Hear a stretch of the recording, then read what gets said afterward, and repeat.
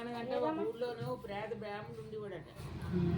ఆ పేద బ్రాహ్మణుడు ఏం చేసింటే ఆదివారం చేసుకుంటా పిల్లలకి 2 ఆడపిల్లలు కొడుకునంట. ఆ కాలక్షేపం చేస్తూ ఉండేవాడంట. 7 ఊళ్ళల్లో 3 సార్లు 3 ఊళ్ళల్లో 3 సార్లే దొరికియట. ఆ బియ్యం బచ్చులతోనే అలా కాలక్షేపం చేస్తూ ఉండేవారట. ఈ ఆడపిల్లలు ఎదిగారట. ఎదిగి ఏం చేశారంటే అంగా నాన్న వెళ్ళి బచ్చుని తీసుకొస్తున్నారు, మేము మాత్రం ఇంటికాడ నుండి ఎందుకని అడవికి వెళ్ళి అమ్మ పుల్లలో పిడకలో తెచ్చి అమ్ముకొని మేము కూడా ఒక అన్న డబ్బులు తెచ్చామంటే అయ్యాయి మనకి కాలక్షేపం అవుతుందని తల్లి చెప్పి అడవికి వెళ్ళేవారట. అడవికి వెళ్ళి పుల్లలో పిడకలు ఏరుకొని తీసుకొచ్చి అమ్ముకొని కాలక్షేపం అలా చేస్తూ ఉండేవారట. కొన్నాళ్ళకి కార్తీక నోములు వచ్చాయంట. వస్తే ఈ ఇద్దరు పిల్లలు ఏం చేశారట, అడవికి వెళ్ళారట. పెద్ద భాగత్తమ్మన చిన్న భాగత్తమ్మన అడవికి వెళ్ళి ఏం చేశారు, అడవికి వెళ్ళి అక్కడ ఏం చేసింది చిన్న భాగత్తమ్మ, అక్క ఏదో ఊళ్ళో అడవాడి ఉంది, అందరూ స్నానాలు చేస్తున్నారు, అన్నీ ఇది చేస్తున్నారు, ఎంతో ఇదిగా చేస్తున్నారు, ఏదో మనం చేద్దాం అన్నదంట. ఎలా చేస్తామమ్మా, మనం పుల్లలో పిడకలు పెట్టుకొని వెళ్ళకపోతే మన ఇంటికాడ కుదరదు, మనకెందుకు అలాంటివి అనేసి పెద్ద ఆవిడ అన్నదంట. అంటే అన్నదంట ఏమైనా సరే ఆ చేతిగా నేను ఒప్పుకోనని ఆ చెట్టు కింద కూకుంటానన్నదంట. అమ్మ నువ్వు కూర్చోవద్దు చెయ్యవద్దు, వెళ్ళి ఆ ఊళ్ళోకి వెళ్ళి వాళ్ళు అడిగి ఏం చేస్తారో అడిగి తెచ్చుకొని రా, అంతలోకి నేను ఇక్కడ చెట్టు కింద తుడిచి నీళ్ళు చల్లి ముగ్గు పెడతానని ఆ అమ్మ చెప్తున్నాను. సరే కదా అని ఏం చేసిందంట, చెట్టు కాడికి వాళ్ళ కాడికి వెళ్ళిందంట. పసుపు నూరి వాడి కాడికి వెళ్ళి పసుపు అడిగిదంట, కుంకుమ పొట్టెట్టి వాడి కాడికి వెళ్ళి కుంకుమ అడిగిదంట. ఆ కాయ ఆ పండు వాళ్ళ నలుగురిని అడుగుకొని తీసుకొచ్చిందంట. అడవిలో తీసుకొచ్చి ఏం చేసింది, ఈవిడ అంతలోకి నీళ్ళు చల్లి ముగ్గులు పెట్టి అన్నీ రెడీ చేసిందంట. రెడీ చేస్తే ఏం చేసిందంట, చెట్టు గబ్బా ఎక్కేసిందంట. మర్రి చెట్టు ఎక్కి మర్రిపళ్ళు తీసిందంట. మర్రిరోళ్ళు తీసిందంట. మర్రిరోళ్ళ తోరణాల కింద పెట్టుకున్నారంట. మర్రిపళ్ళు బూర్ల కింద పెట్టిందంట. నూనె వస్తుంది, నూనె వస్తుంది. ఆ కేదారీశ్వరుడు వాళ్ళకి దయ చూపించి ఈ మర్రిపళ్ళు బూర్లు అయినాయంట, మర్రిరోళ్ళ తోరణాలు అయ్యంట. ఈ బ్రాహ్మడు ఊరి మీదకి ఆదివారానికి వెళ్తే 3 మూటలు ఎగమూట పిడమూట పెద్ద మూటల బియ్యం కూడేయంట. అమ్మో ఎప్పుడు లేదు ఇన్ని ఆదివారం దొరికింది. అమ్మ ఈ ఆదివారం అంతా నేను పట్టుకొని వెళ్తే నా పిల్లలు 10 రోజుల పాటు కడుపు నిండా తింటారని ఎంతో సంతోషంగా బాగుంటున్నాడంట. ఈ పిల్లలు ఏమైందంట, ఈ అమ్మో మనకి ఏటో అష్టౌశ్వర్యాలు సృష్టి భాగ్యాలు భగవంతుడు మనకు పెట్టారు గైరమ్మ అనేసి ఈ బుట్టలోకి ఈ పుల్లలో పొడకలు బారేసినారంట. ఈ ఊర్లు ఈ తోరాలు ఈ పత్రి ఈ పళ్ళు కాయలు బుట్టలో పెట్టుకున్నారంట. ఇంటికి బయలుదేరి వచ్చారంట. ఇంటికి బయలుదేరి వస్తే ఏమైందంట, ఏటాకులు తాటాకులు దళ్ళు మారిపోయి 4 ఇళ్ళ భవంతులు అయిపోయి ఉందంట. 4 ఇళ్ళ భవంతులు ఉంటాయి. అమ్మ బాబోయ్ మన ఇల్లు ఏమైంది అని అనుకో, అయితే అక్కడ అయినట్టు ఇక్కడ కూడా మనకు అయిందని పెద్ద చిన్నపిల్ల తెలివైంది ఇల్లు కనిపెట్టుకొని ఇంట్లోకి వచ్చారట. తల్లి ఏం చేస్తుందంట, దారుమాందం అక్కడ నిలబడి చూస్తుందంట.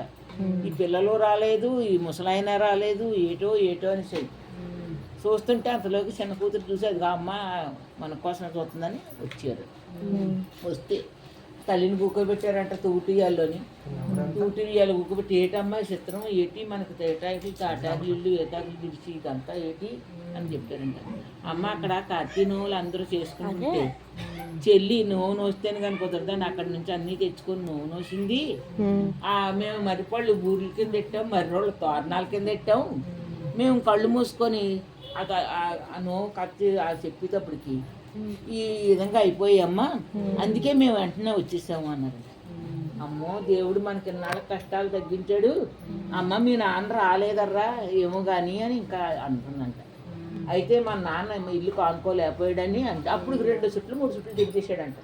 తిరిగేసి అమ్మో నా పిల్లలు తగిలేసా ఇల్లు ఎవడో నా ఇల్లు కట్టేసుకున్నారు అని ఎంతో బాధపడుతూ ఉన్నాడంట. చిన్న కూతురు గబగబ చూసి తీసుకొచ్చిందంట. తీసుకొని కాళ్ళు పడుకున్న తర్వాత ఈ ప్రసాదం బజ్జ పెట్టి ఏటమ్మా ఏం జరిగింది మంచి షెడ్ అని అడిగినాడంట. లేదు నాయన ఇలా నోవు నోసాం అక్కడ ఆ నోకు ఈ విధంగా మాకు అయింది, మేము అందుకే వచ్చి అంటే అమ్మ ఎప్పుడూ లేదు, నువ్వు గుమ్మడికాయ 3 మూటలు తెచ్చాను బచ్చు, అందరూ ఇంటికాడ బచ్చాలు ఇచ్చేసినారు అన్నారు. నాయన మనకు భగవంతుడే పెట్టాడు ఆ బిడ్డ అంటే అతను కూడా ఆ అమ్మ కూడా ఏం చేసిందంటే ఇంత వండడం లేనోడికి అందరికి పెట్టడం చేయడం అలా ఆ విధంగా చేస్తున్నారట. అంతలో తూర్పు నుంచి దుల్లాని వారు వచ్చారట. తూర్పు నుంచి దుల్లాని వారు వచ్చి ఆ పెద్ద పిల్లని పెళ్లి చేసుకోవడానికి మాట్లాడుకున్నారట. మాట్లాడుకుంటూ దంధాన్యాలతో ఉన్నారు కుబేర్ల కింద. చక్క పెద్ద పిల్లకి అన్ని సారి సీరి పెట్టి పెళ్లి చేసి పంపించేశారట. పరౌండ్ నుంచి బల్లాని వారు వచ్చారట. ఆ పరౌండ్ నుంచి బల్లాని వారు ఈవిడికంట ఇంకా బాగా ఉన్నవాడు అంటాళ్ళు. ఆళ్ళు వదించి వాళ్ళు చేసుకొని వాళ్ళు వెళ్ళారట. ఈ ఇద్దరు వెళ్ళిపోయారు కదా. కార్తీనవులు వచ్చాయి. ఈ కార్తీనవులు వచ్చి ఆ మగవాడు ఎలాంటే తెయ్యప్పలు ఉంటాడంట. ఎవడే మాట చెప్పినా ఎవడేది ఎట్టినా తినడమే కానీ ఇంకేం తెలదంట. ఏం చేశాడు, అమ్మో మన ఇంట్లో నాన్న ఇంత బంగారం ఉంది, ఇంత ఎండు ఉంది, ఇదంతా మనం ఏం చేసుకుంటాం, ఈ తోరాలు ఎందుకు మనకి అని ఏం చేశాడంట. కంసాలుడు కాడికి వెళ్ళాడంట. మా యజమాని అటువంటి కాడికి వెళ్ళి తోరాలు, ఎండు తోరాలు, బంగారం తోరాలు చేయించుకొచ్చాడంట. చేయించి తోరాలు ఉన్నాయి కదా, ఆ దొడ్లో చిన్న కాకరపాదు పుట్టిందంట. ఆ కాకరపాదు మీద ఈ తోరాలు వేసాడంట. వేసేసి ఈ ఎండు తోరాలు బంగారం తోరాలతో నోము నోసేసినారంట. నోము నోసి అన్నీ అవి దండం పెట్టుకొని కళ్ళు మోస్తాడికి తగిలిళ్ళు తగిలిళ్ళు మామూలు యథా పరిస్థితి అయిపోయిందండి. యథా పరిస్థితి అయిపోతే ఏం చేస్తారు, ఏమైందో ఏటో అయిందో ఏం తెలదు. మరి మళ్ళీ మా అమ్మలుగా ఆయవారం చేస్తున్నాడు ముసలోడు. ఈ కాకరకాయలు కాసేయంట 4-5 కాయలు. నాయన కాకరకాయలు కాసేరా, ఎవరికన్నా ఇచ్చి మీ నాన్న అలా తిరగలేకపోతున్నాడు, ఇంటి దగ్గర ఉండిపోయాడు, కొన్ని నూకలు పట్టుకొస్తే గెంజి కాసుకుందాం అనేసి కొడుకుతో చెప్పిందంట. ఈళ్ళడి తెయ్యప్పుడే అయ్యో అమ్మ అయితే ఇంకేమి సావుకారు కాడ కొట్టుకెళ్తాను ఈ కాయలని 4-5 కాయలు ఉంటే కోసుకొని సావుకారు గారి కాడికి వెళ్ళాడంట. పక్క సావుకారు గారికి, ఆ పక్క సావుకారు కాడికి వెళ్ళి సావుకారు గారు అండి మా ఇంటి కాడ కాకరకాయలు కాచేసేయి మాకు, ఇవి తీసుకొని మా అమ్మ తవి నూకలు ఇచ్చిమంది అన్నాడు. ఒరే అయ్యేందుకురా, చేదు కాయలు ఉంటాయి వద్దు తినరు, మా ఇంట్లో ఎవరో తినరు అన్నాడు. లేదు బాబు తీసుకొని కొన్ని నూకలు ఇవ్వండి, మా నాన్న ఆకలితో ఉన్నాడు అన్నాడు. అయ్యో ఎంత ఆకలితో ఉన్నాడని సావుకారికి మనసు కొంచెం సంతోషపడి ఇచ్చేసి తవిడు బియ్యమును పప్పు, చింతపండు, పప్పు, ఉప్పు ఇచ్చాడంట. పట్టుకెళ్ళి వండుకోండి అని. వండుకొని అని ఇస్తే ఈ ఎంతో సరదా పట్టుకొని వచ్చేసాడంట ఇంటికి. ఈ సైపాల ఈ భార్యని కేకేసి కామాక్షి ఈ కాకరకాయలు కోసి పులుసు వండే వేళకి అన్నాడంట. అంటే ఆ కామాక్షి ఏం చేసింది, ఈ కాకరకాయలు పట్టుకెళ్ళింది. కాకరకాయలు పట్టి కత్తిపేట తీసుకొని కాకరకాయలు కోస్తుందంట. కాకరకాయలు కోస్తుంటే రత్నాలు, వజ్రాలు, కెంపులు పడుతున్నాయంట. ఏమండి అని పిలిచిందంట. ఏమే ఎందుకు అలా పిలుస్తున్నామంటే, లేదంటే ఒక చుట్టారా చూడు ఈ కాకరకాయలు ఎంతమైపు ఉందో, ఈ కాకరకాయలు కోస్తుంటే వజ్రాలు, రత్నాలు, కెంపులు చూడండి ఎన్ని ఉన్నాయా అన్నదంట. అమ్మ అయితే ఇంకేమి, ఇంకా సరే బాగానే ఉంది, ఇంకెవ్వడికి చెప్తే వినబండి అనుకో అన్నాడంట. అంటే మామూలు ఊరుకుంది. ఊరుకుంటే ఈ కాకరకాయలు వచ్చి గబ్బుని తెచ్చుకున్నాడు కదా, తెచ్చుకోవడంలోని ఎంతో సంతోషం పడిపోయి ఆ పప్పు బియ్యం నూకలు తెచ్చుకొని వంట చేసేసుకొని తిన్నారంట. తిన్న తర్వాత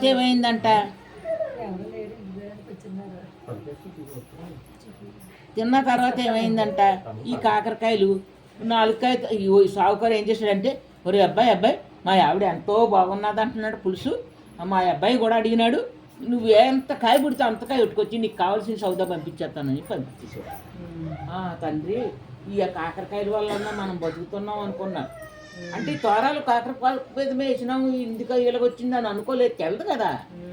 అయితే సరే అనేసి ఎదటకి ఈ కార్తీనవులు వస్తున్నాయంట. కార్తీనవులు వస్తే తల్లి పిలిచి అన్నదంట, నాయన ఎలాగా కార్తీనవులు వస్తున్నాయి, మనం కార్తీనవులతోనే ఎంత ఓడు అయినాము, మీ అక్కలు వచ్చి చేసి ఇలాగ పెరిగాము, మరి మన వాళ్ళు ఏమి తప్పు వచ్చిందో ఏమి వచ్చిందో మనకి ఈ పరిస్థితి వచ్చింది, ఎందుకు మంచిది నాయన అక్కల కాడికి వెళ్ళు, ఏమన్నా ఇస్తే ఏదో మనము నోసుకుందాము అని అన్నారంట. అంటే అప్పుడు ఎలాగొన్నాడు, పిచ్చోడ్లాగా తయారయ్యాడంట. పిచ్చోడ్లాగా ఉంటే తిన్నగా వెళ్ళాడంట. వెళ్తే అక్కడ ఉన్న పారాలు ఏం చేస్తున్నాడంటే, పిచ్చోడో దొంగోడో అని పప్పు అని తగిలేస్తున్నారంట. లేదండి మా ఎక్కంటే నమ్ముతారా నమ్మరు, మీ ఆడ మీద చూసిందంట ఆ అమ్మ. చూసి ఆ పారాలు పిలిచి లోన పంపించమందంట. లోనకి పంపించమంటే లోనకి వచ్చాడండి. తమ్ముడు తమ్ముడు ఏమిరా ఇలా ఉన్నావు పెట్టేవి ఇలా తయారయ్యేవి ఏటి మంచి చెడ్డేటని స్నానం చేయించేసి బట్టలు వేయించేసి కూర్చోబెట్టి అన్నం పెట్టి అడుగుతుందంట. అడిగితే అక్క ఇలాగ నువ్వు మీ పెళ్ళి అయిపోయిన తర్వాత చిన్నక్క పెళ్ళి అయిపోయింది కదా, చిన్నక్క పెళ్ళి అయిపోయిన తర్వాత నేను నోవు నోసాను. నోవు నోస్తే అప్పటి నుంచి మళ్ళీ వెంటనే మళ్ళీ మా అమ్మోళ్ళు మా పరిస్థితి ఎలాగ అయిపోయింది అన్నాడంట. అయితే ఎలాగ నోసారు అని అడిగిందంట. అక్క మన ఇంట్లో బోల్డ్ బంగారం ఎండి ఉన్నది కదా, అవి ఎట్టి ఎండితో మన సరాబ్ కాడికి వెళ్ళి ఎండు తోరాలు బంగారం తోరాలు చేసి వాటితో నోసినాను అన్నాడు. మరి అయితే ఈ పాత తోరాలు ఏం చేశారు తమ్ముడు అని అడిగిందంట. మన దొడ్లో చిన్న కాకరపాదు పుట్టింది, ఇప్పుడు ఆ కాకరపాదే మమ్మల్ని పెంచుతుంది, ఆ కాకరకాయ చౌకరుగా ఇచ్చి మన చుట్టూ పట్టుకెళ్ళి ఇచ్చేస్తాను అన్నాడు. అమ్మ ఎంత పని చేశారు తమ్ముడు, అయితే సరే బాగానే వచ్చావు మంచి పని చేసావని ఒక గుమ్మడి పండు తెచ్చిందంట. దానం పోసింది కాబట్టి గుమ్మడి పండు చేయండి, గుమ్మడి పండు మీద చేసి గుమ్మడి పండు పెట్టండి వెళ్ళు. ఆ గుమ్మడి పండు దండం వేసి తమ్ముడు పెరుగన్నం కట్టిందంట. తమ్ముడు పండుగ చూస్తే దగ్గరికి వచ్చేసింది, మళ్ళీ నువ్వు ఉండడానికి కుదరదు, ఈ గుమ్మడి పండు పట్టుకెళ్ళి ఈ పెరుగన్నం పట్టుకొని వెళ్ళి మన ఊరు చెరువు ఉంది కదా, ఆ చెరువు దగ్గర నువ్వు సంజావనం చేసుకొని అప్పుడు ఇంటికి పెరుగన్నం తినేసి నువ్వు గుమ్మడి పండు వస్తుంది అంటే అలాగే అక్క ఏం చేసినాడు, ఈ గుమ్మడి పండు బొర్ర మీద ఎట్టేసుకున్నాడు, పెరుగన్నం చేతితో పట్టేసుకున్నాడు, పట్టేసుకొని తొందరగా వచ్చేసాడు. వస్తే సరిగా ఇక్కడికి వచ్చాడు, చెరువు దగ్గరకు వచ్చి సంజావనం చేసుకుందామని